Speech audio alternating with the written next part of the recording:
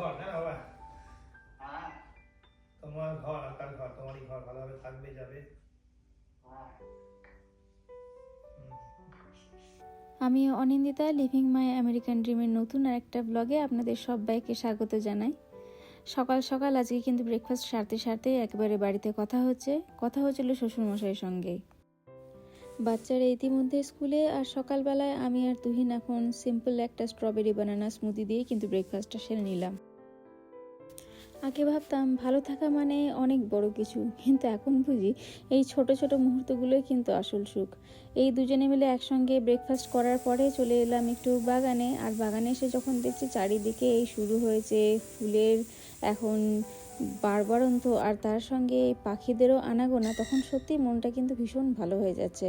আসলে স্প্রিং এমনিতেই আমার ফেভারিট সিজন, আর তার মধ্যে এই সমস্ত দেখে যেন আরও বেশি করেই একটু ভাবুক হয়ে যায় মনটা।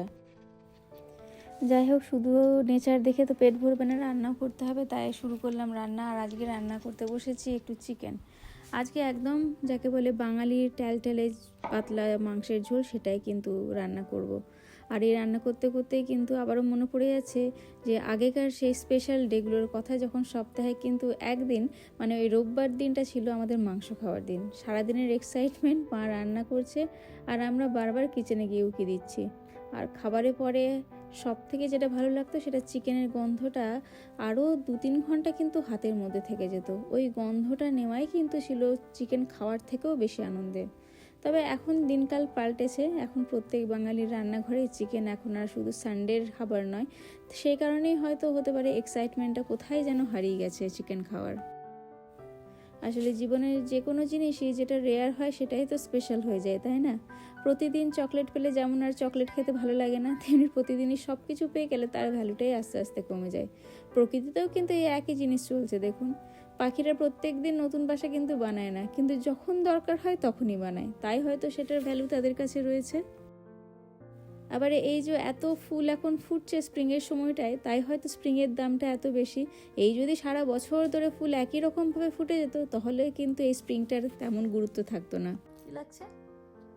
লাগছে একটা স্পেশাল দিন আসছে, ঘরটা আমি রেডি করছি ওটার জন্য। কি স্পেশাল দিন আসছে বললো? ইস্টার। আমরা ইস্টার সেলিব্রেট করি। আজকে হচ্ছে এপ্রিল ফুলস। ও, তোকে এপ্রিল ফুল করার জন্য ঘরটা বুঝিয়েছি আমি। তুই ভাববি যে কেউ একটা ঘরে আসছে কিছু একটা ওকেশনের জন্য। ওটা হাসছে না, ইয়েস্টারডে থেকে আমি দেখছি ঘরটা একটু ক্লিন হচ্ছে, আরো ঘর ক্লিন হচ্ছে। আর ঘরটা কি ফিল করলে কিরকম ক্লিন হয়েছে? যে গন্ধটা হয় না, যে ফ্লোর মশার গন্ধটা, ওটা পাচ্ছি আমি। Today I mopped the house. Not আচ্ছা, হাউস। ফ্যানটা ওখানে লাগিয়েছিলে, তাহলে ড্রাই হবে। ফ্যানটা এখনো চলছে না? Yeah. ড্রাই হয়ে গেছে তো? আই থিংক সো, ইয়া। যা, বন্ধ কর। শুধু চালিয়ে, তুইও চালিয়ে রেখে দিয়েছিস? হ্যাঁ হ্যাঁ, দেখবি তো যখন ড্রাই হয়ে গেছে বন্ধ করে দিই। সবেমাত্র স্প্রিং, এখনো সামার পড়ে পারেনি, আর এর মধ্যে পুরো নেইবারহুডটা যেন জীবন্ত হয়ে উঠেছে। চারিদিকে এখন আকাশে চলছে কাটাকুটি খেলা। ওই একটা জেট প্লেন উপরে গেছে, আর সেই তার স্মোক ট্রেল দিয়ে দেখুন কীরকম আকাশে করে বেড়াচ্ছে। মানে সেও তো খেলছে, আর সেই দেখা দেখি বাচ্চারা, এমনকি আমরা বড়রাও কিন্তু ভীষণ রকমভাবে এক্সাইটেড হয়ে তাকিয়ে রয়েছে আকাশের দিকে।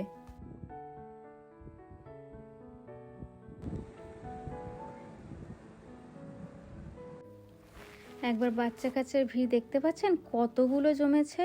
বললাম না, এখনও কিন্তু সামার পড়ে পারেনি, 2 মাস এখনও স্কুল হবে, তারপরে সামার ব্রেকের সময় যে কি হবে। সবেমাত্র স্প্রিং, এখন কিন্তু সকাল আর এইদিকে সন্ধ্যের দিকটা বেশ হালকা হালকা ঠান্ডা, তার মধ্যে শুরু করেছে ওরা জল নিয়ে খেলা। কোথা থেকে কতগুলো ওই ওয়াটার গান পেয়েছে, ছেলে আর মেয়ে 2 দলে ভাগ হয়ে গিয়ে এক দল আরেক দলকে জল দিয়ে যাচ্ছে, আর এত কলকল করছে সবাই মিলে। তো যাই হোক, আমি চলে এলাম আমার নিত্য কাজে, সেটা হচ্ছে বাগানে গিয়ে এখন একটু গাছপালাতে জল দেবো। বাগানে গাছপালা তো এত হয়েছে, একটা দুটো করে কিনতে কিনতে আমার এই জায়গাটা ভরে গেছে। এই যতক্ষণ না প্যাটিওটাকে একটু ভালো করে এখন সাজাচ্ছি, ততক্ষণ কিন্তু আমি আর শান্তি পাচ্ছি না। তুহিনের গাছ কিনে দেওয়া, সে কিন্তু তার দায়িত্বটা সেরেছে, কিন্তু এরপরে আমার দায়িত্ব হচ্ছে এদেরকে ঠিকঠাক পালন করা। তাই প্রত্যেক দিনই এখন জল দিয়ে এগুলোকে বিকেলবেলায় ঠিক করে রাখছি। অবশ্য আগের বারেরও কিছু গাছ রয়েছে, তবে এবার ওই সেদিন যে নার্সারি গেলাম সেখান থেকে বেশ কিছু গাঁদা, তার সঙ্গে জবাও বিভিন্ন কালারের, একটা অরেঞ্জ কালার, একটা গোলাপি কালার আর একটা সাদা রঙের, 3খানা জবা গাছও নিয়ে এসেছি। এবার সমস্যা হয়েছে যে এত টব এবার রাখবো কোথায়, জায়গা হয়ে গেছে ছোট। যদিও এগুলোকে ভাবছি যে একটু সেটেল হতে দিই, প্রথম নার্সারি থেকে আনার পর যেহেতু টবগুলো চেঞ্জ করেছি, এদের সেটেল হতেও বেশ খানিকটা সময় লাগবে, একটু তারপরে সেটেল হয়ে গেলে এগুলোকে নিজের জায়গায় তারপরে সরিয়ে দেবো। আসলে এই ওয়েদারটা এখন ভীষণ ভালো, তবে আজকে আবার একটু ফোরকাস্টে দেখলাম যে আমাদেরই পার্শ্ববর্তী যে স্যান অ্যান্টনিও শহর, সেখানে নাকি একটা ওই স্টর্মের সম্ভাবনা আছে। তাই ভাবছি যে হয়তো ছিটেফোঁটা যদি এদিকেও আসে তাহলে কিন্তু মুশকিল হয়ে যাবে, তখন সমস্তগুলোকে ঘরের একপাশে ঢুকিয়ে নিতে হবে। আর এই যে সেই আমার জিনিয়ার বেড, যেটা কিন্তু আমার বেডরুম থেকে দেখা যায়, গত বছর যেটা আমাকে ভীষণ চোখের আরাম দিয়েছিল, এবারও কিন্তু তার প্রস্তুতি শুরু হয়ে গেছে। দেখছেন গাছগুলো কিন্তু অলরেডি ছোট চারা মাথা দিয়ে উঠেছে। আর হচ্ছে এই সেই আমার পেয়ারা গাছ, যে কিন্তু মারা গিয়েও কোনোবার মারা যায় না। প্রতি ঠান্ডায় বরফের পরে একদম গাছটা মনে হয় যেন এবার মারাই গেল, কিন্তু আবার স্প্রিংয়ের শুরুতে দেখি নতুন পাতা বেরোতে আরম্ভ করেছে। আর তার সঙ্গে কিন্তু আমার লড়াকু যোদ্ধা এই 2টো পেঁপে গাছও দেখিয়েছিলাম, মনে আছে কত বিশাল হয়েছিল, কিন্তু আমি ভেবেছিলাম যে সেগুলোও হয়তো শেষ, কিন্তু দেখুন তারই গোড়ার থেকে আবার নতুন একটা পেঁপে গাছ তৈরি হচ্ছে। দুটোর থেকেই কিন্তু 2খানা নতুন গাছ তৈরি হচ্ছে। এই জন্যই বলে না যে আপনি যেখানে হয়তো ভাববেন যে সম্ভাবনা একেবারে শেষ, প্রকৃতির দানে কিন্তু আবার সেখান থেকে নতুন সম্ভাবনা শুরু হয়।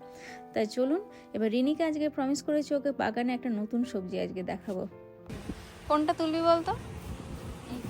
না ওইগুলো না, দেখো যেটা ভালো হয়ে গেছে পটটা, এই যে এইটা দেখ, একটা একদম রেডি হয়ে গেছে, এটা তুই তুলতে পারিস। Is this considered ready? না ওটা এখন রেডি হয়নি। এটা হ্যাঁ কিউট, কিন্তু ওটা আরেকটু হবে, ফুলবে, তুই ওটা তুলতে পারিস। তোর ওই একটি তোর দেখি রেডি হয়েছে নাকি, পাচ্ছিস না? হ্যাঁ এটাকে খুলবো, হ্যাঁ এরকম করে মটরশুঁটি খোলে। আরে সব organic, no pesticide. I know, but like খুলে দেবে এখন? হ্যাঁ খোলো, খুলে খেয়েও নিতে পারো। পারছিস? এরকম ভাঙলাম, সরি। অমনি করে ভাঙতে নেই, এমনি করে সবসময় শিখিয়ে দিচ্ছি। ও এরকম মাঝখান থেকে? হ্যাঁ এমনি করে ইয়ে করবি, স্ন্যাপ করবে, ও নিজের থেকেই ভেঙে যাবে। এই যে দেখছিস, এই সুচারটা দিয়ে নিজের থেকে ভেঙে যাবে। খোল এবার। দেখো হ্যাং করেছে সাইড দিয়ে।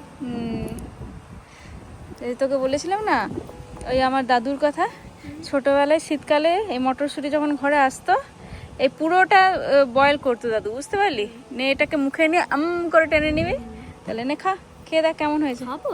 হ্যাঁ বাড়ির তো, আরে ভেতরে ছিল তো। বাবা রিনি এমন করছিস, চিপসগুলো এর থেকে বেশি আনহেলদি। খা, মিষ্টি হবে, সুইট পি, এটা ভালো না? ইস মুখটা করছে দে, আমাকে এটা টেস্ট করতে দে। Doesn't taste like peas. আমাকে দে, মুখে দে। পুরো বাবারে চিনির মতন মিষ্টি। যা বাবাকে দে, বাবা খুব খুশি হবে। যা বল বাবা আমাদের সুইট পি ঘরে, যাও দেখা, এদিকে দেখে যা, চলে স্ট্রেট যা, বাবা ওখানে দাঁড়িয়ে আছে।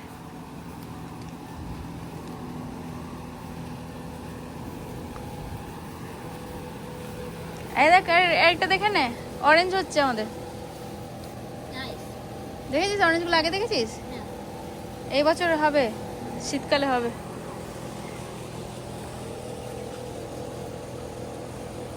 যা বাবাকে দেখা, এটাই ছোটটা। হ্যাঁ ওই যে যেটা হয়ে গেছে রেডি, হ্যাঁ ফাটিয়ে খা, কিরকম মিষ্টি একবার দেখ। হাতটা কি হলো, কেটে গেল? সুইট পি, চিনির মতন মিষ্টি একদম না? সুইট পিস এগুলো পুরো অর্গানিক, নো পেস্টিসাইড, নাথিং।